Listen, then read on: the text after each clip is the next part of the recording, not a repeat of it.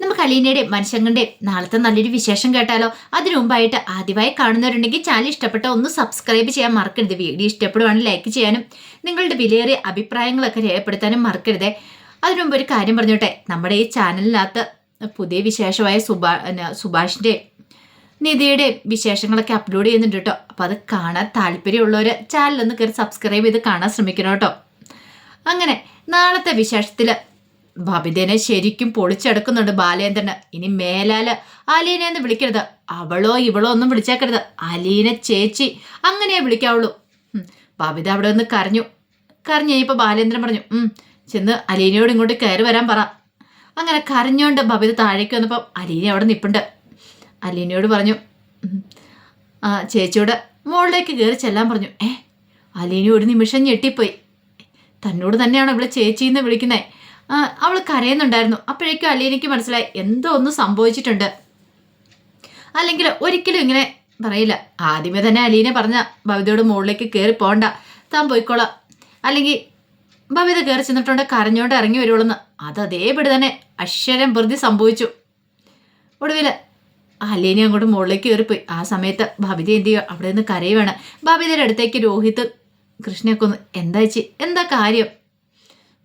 ഒന്നുമില്ല, എന്തോ കാര്യമുണ്ട്. അച്ഛൻ വഴക്ക് പറഞ്ഞു എന്നോട് അവളെ വേലക്കാരിയെ അലീന ചേച്ചിയെന്ന് വിളിക്കണം പോലും.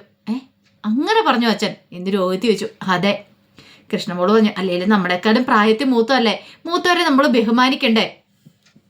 ഞാൻ അലീന ചേച്ചി എന്നാണല്ലോ വിളിക്കുന്നത്. നീ വിളിക്കും, നിനക്ക് അവളോട് ഇഷ്ടമുണ്ട്. പക്ഷെ എനിക്കങ്ങനെയല്ല. അവളെ കുടുംബം നശിപ്പിക്കാൻ വന്നോളാ. എനിക്ക് അവളെ കണ്ണെടുത്താൽ കാണത്തില്ല. ഞാനെന്താ അവളെ വേലക്കാരിയെ കയറി ചേച്ചിന്ന് വിളിക്കുന്നേ? അതിൻ്റെ കാര്യമുണ്ടെന്ന് എനിക്ക് തോന്നുന്നില്ല. ഈ ബബിത വൈജയുടെ മറ്റൊരു പതിപ്പാണല്ലോ.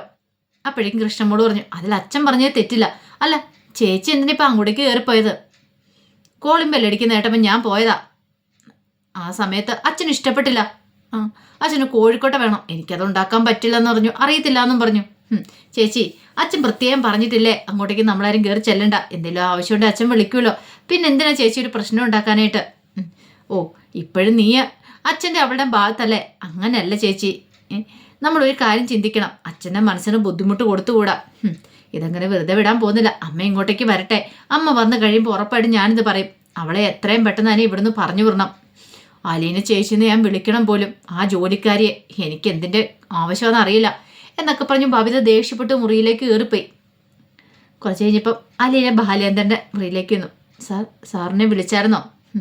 അല്ല, ഞാൻ ഈ മുറിയിൽ ഈ കോളിംബെല്ല് പിടിപ്പിച്ചിരിക്കുന്നത് എന്തിനാ? അല്ല സാർ, അത് നീ ഇങ്ങോട്ട് കയറി വരാൻ തുടങ്ങിയ സമയത്ത് ബബിത നിന്നെ തടഞ്ഞില്ലേ, അതുകൊണ്ടാണ് നിനക്ക് വരാൻ പറ്റാത്തേ. അപ്പോഴേക്കും അലീന പറഞ്ഞു, അത് പിന്നെ ബബിത പോയിക്കൊള്ളാന്ന് പറഞ്ഞപ്പോൾ, അങ്ങനെ പോയിക്കൊള്ളാന്ന് പറഞ്ഞപ്പോൾ നീ എന്തിനു സംഭവിച്ചു? നിന്നോട് എൻ്റെ കാര്യം പറഞ്ഞിട്ടുണ്ട്. ഇതിൻ്റെ ഈ ബെല്ലിൻ്റെ ശബ്ദം കേട്ട് കഴിയുമ്പോൾ നീ ഇങ്ങോട്ടേക്കാ കയറി രാവളെന്ന്, വേറെ ആരും കയറ്റി വിടലെന്ന്. അത് പിന്നെ മകളല്ലേ സാർ, അവർ പറയുമ്പോൾ എനിക്ക് മാറി നിൽക്കാനല്ലേ പറ്റുള്ളൂ. മകള്, നീ എനിക്ക് മകളെപ്പോലെയെന്ന് ഞാൻ നിന്നോട് പറഞ്ഞില്ലായിരുന്നോ? അല്ല, അത് പിന്നെ സാർ, ഈ സാറെന്നുള്ള വിളി അത് തന്നെ ആദ്യം നിർത്ത്. നിന്നോട് ഞാൻ പറഞ്ഞു, നീ എനിക്ക് മകളെപ്പോലെ, അതുപോലെ തന്നെ നീ എന്നെ അച്ഛനെ പോലെ കാണുന്നതെന്ന് പറഞ്ഞിട്ടില്ലേ? അപ്പം പിന്നെ എന്താ? അങ്ങനെയല്ലല്ലോ. അതെ, ഞാൻ ഒരു കാര്യം ചോദിച്ചോട്ടെ, നിന്റെ ഫുൾ നെയിം എന്താ? അലീന. അലീന എന്ന് മാത്രമേ ഉള്ളൂ? അതെ. അച്ഛൻ്റെ പേര് ഒന്നും അറിയത്തില്ലല്ലോ അല്ലേ? അപ്പം അതുകൊണ്ടല്ലേ? അതെ. അല്ല, എവിടെയെങ്കിലും പോകുമ്പോൾ നിന്നോട് ചോദിച്ചിട്ടില്ലേ? ചോദിച്ചിട്ടുണ്ട്. അപ്പം അവരോട് ഞാൻ ഓർഫനാന്ന് പറഞ്ഞിട്ടുണ്ട്. അങ്ങനെ.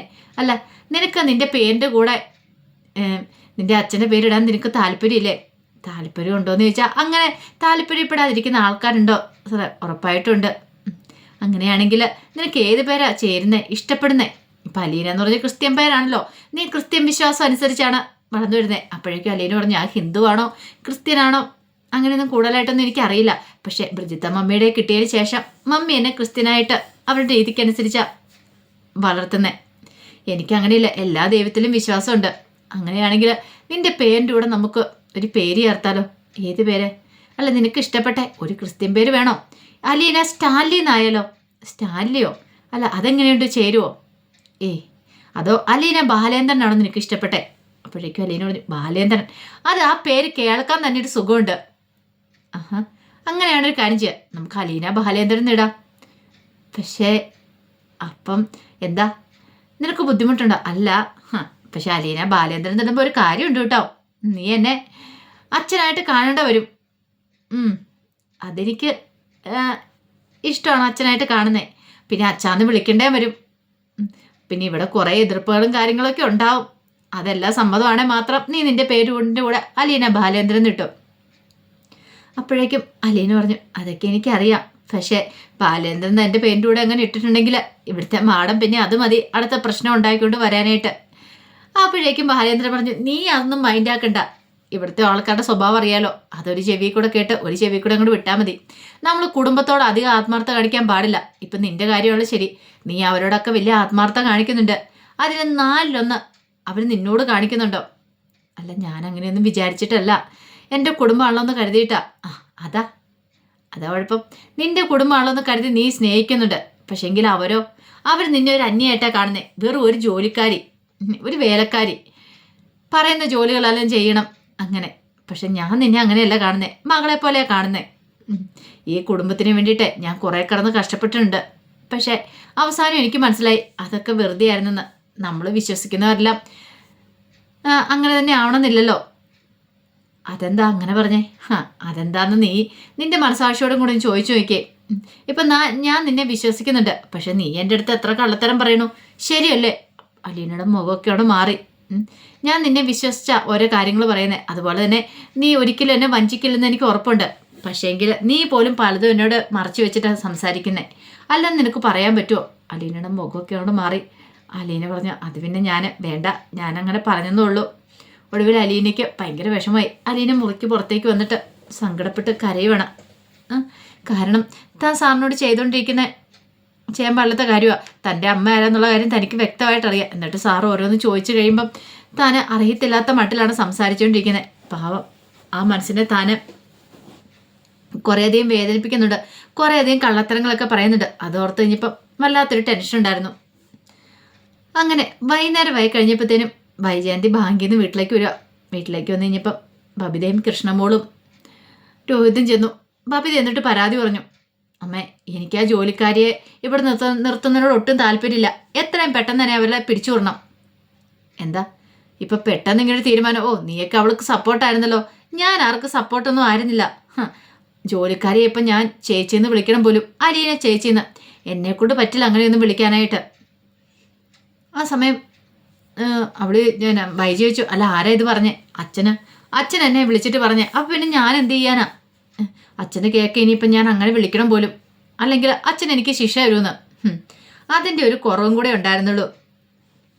അല്ല, നിങ്ങളുടെ അച്ഛൻ അവളെ എടുത്ത് തലയെ കയറ്റി വെച്ചിരിക്കുമല്ലേ. ഞാനിപ്പോൾ എന്തേലും പറഞ്ഞിട്ടുണ്ടെങ്കിൽ മിക്കവാറും എൻ്റെ തലയിൽ കയറും. അമ്മ എന്തേലും ചെയ്തേ മതിയാവുള്ളൂ. അവൾ എങ്ങനെയല്ലോ ഇവിടെ നിന്ന് പറഞ്ഞു വിടുക, എന്തേലും ഒരു മാർഗം കണ്ടെത്ത്, അല്ലാതെ പറ്റില്ല. അവളും ഞങ്ങളും എല്ലാവരും കൂടി ഇവിടെ ഒരുമിച്ച് മുന്നോട്ട് പോകത്തില്ല എന്നൊക്കെ ബബിത പറഞ്ഞു. രോഹിത് പറഞ്ഞു, അല്ലെങ്കിൽ അവൾക്ക് കുറച്ച് അഹങ്കാരം കൂടുതലാണ്, അവൾ കാരണം ഈ കുടുംബത്തിൽ പല പ്രശ്നങ്ങളും ഉണ്ടാകുന്നേ.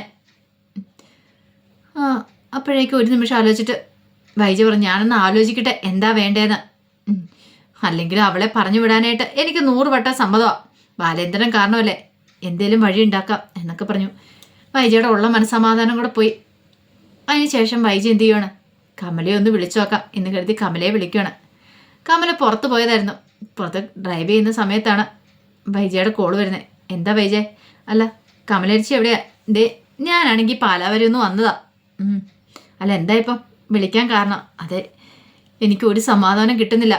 കുട്ടികൾക്ക് പോലും ഇപ്പം അവളെക്കുറിച്ച് പരാതിയാണ്. അവളെ എത്രയും പെട്ടെന്ന് ഇവിടെ നിന്ന് പറഞ്ഞു വിടണം. പക്ഷെ അവൾ പോകുന്ന ലക്ഷണം കാണുന്നില്ല. ബാലേന്ദ്രൻ അവളെ പറഞ്ഞു വിടുമെന്ന് എനിക്ക് തോന്നുന്നില്ല. അതാണോ? ആ നേരത്തെ തന്നെ പറഞ്ഞിരിക്കുന്ന കാര്യമില്ലേ? എന്തോ ഒരു കാര്യമുണ്ട് ഇതിനിടയ്ക്ക്, നിനക്കറിയത്തില്ലാത്ത എന്തോ ഒരു രഹസ്യമുണ്ട്. അതെന്താന്ന് നീ ആദ്യം കണ്ടുപിടിക്കാൻ നോക്കു വൈജേ. കമലെടുത്തി, ഇനി അതിനൊന്നും സമയമില്ല. എനിക്കൊരു മാർഗ്ഗം ഉപദേശിച്ചാൽ ഞാൻ എന്താ ചെയ്യണ്ടേ? അവൾ ഈ വീട്ടിൽ നിന്ന് പറഞ്ഞു വിടണം. എങ്ങനെയെങ്കിലും ഏത് വിധേനയും പറഞ്ഞു വിട്ടേ മതിയാവുള്ളൂ. അതാണോ? അതിന് ഞാൻ നോക്കിയിട്ട് ഒരു വഴി മാത്രമേ ഉള്ളൂ. എന്ത്? ഒരു കാര്യം ചെയ്യാം, അവൾക്ക് കുടിക്കാനുള്ളതിനകത്ത് പാലിനകത്ത് എന്തെങ്കിലും വല്ല വിഷവും കലർത്തിയും കൂടെ കൊടുക്കുക. വിഷം കലർത്തി കൊടുക്കാനോ? അപ്പോൾ അത് പിടിക്കപ്പെടില്ലേ? എങ്ങനെ? അങ്ങനെ എന്തെങ്കിലും ചെയ്യുക. അവളെ ഇല്ലാതാക്കാണ്ട് അതൊരു മാർഗമുള്ളൂ. ഭർത്താവിനെ തട്ടിയെടുക്കാൻ നോക്കുന്നോളെന്ന് ജീവനോടെ പിന്നെ ഭൂമി വെച്ചേക്കാൻ പാടില്ല. ഇങ്ങനെയൊക്കെ ആയിരിക്കും ചെയ്യേണ്ടേ. അവളെ അങ്ങ് തീർത്ത് കളഞ്ഞേരെ. അപ്പോഴേക്കും ഭയങ്കര ടെൻഷനായി വൈജയ്ക്ക്. വൈജ പറഞ്ഞു, അങ്ങനെയൊക്കെ ചെയ്യാൻ പറ്റുമോ? പിന്നെ ചെയ്യാതെ.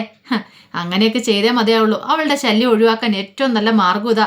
അതൊക്കെ പറഞ്ഞ് കമല കുത്തിത്തിരിപ്പുണ്ടാക്കി കൊടുക്കുകയാണ്. വൈജ ഒരു നിമിഷം ഇങ്ങനെ ആലോചിച്ച് നിൽക്കുക. എന്ത് ചെയ്യണമെന്ന് അറിയത്തില്ലേ. വിഷം കലർത്തി കൊടുത്ത് അവളെ കൊല്ലണോ?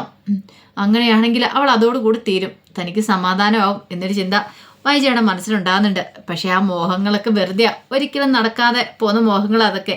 അപ്പോൾ അതിൻ്റെ വിശേഷങ്ങളാണ് കാണാൻ പോകുന്നത്. ആ വിശേഷങ്ങൾക്കായി നമുക്ക് എല്ലാവർക്കും കാത്തിരിക്കാം കേട്ടോ. ഒരിക്കൽ കൂടി എല്ലാവർക്കും ശുഭരാത്രി നേർന്നുകൊണ്ട് നിർത്തുന്നു. നന്ദി.